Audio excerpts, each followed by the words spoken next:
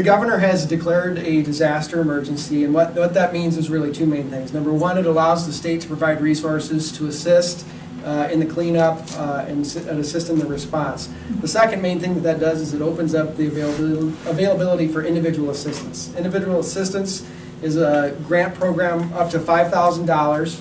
There are income eligibility requirements. I think the maximum is 200% of the federal poverty level. Okay. So the idea there of why it was designed that way is to help with those folks who maybe don't have the right type of insurance, or maybe the folks who are of limited means and don't have the savings that they can just tap into to deal with a situation like this. 4 weeks ago, these guys, many of these citizens here of Sumner got flooded with the first flash flood. Many of them have recovered, put the new furnaces in, put the new water heaters in. Then on Friday morning, we got 5 inches of rain. We had flash flooding. All told, according to the Weather Service report that they told me, in 30 hours we got between 12 and 15 inches of rain. Friday night, early Saturday morning, we had flooding over our 3rd Street Bridge, our 5th Street Bridge, our Division Street Bridge. Those are bridges that set up high and have never had water go over them. So we got all this rain. And eventually the rain worked its way into Sumner, City of Sumner municipal light plant.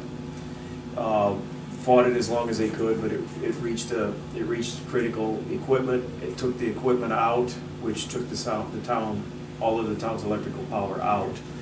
So the people that were keeping up with the rain, if they didn't get actual flash flood water coming in through windows, they were keeping up with ground seepage, with no electrical power, the sump pumps couldn't run. We have no idea on the damage assessments right now, but there's going to be huge amounts privately and publicly. We will do what we can. It's very challenging to get the word out to everybody. It was even worse the last 2 days with no power. Yeah. That was hard.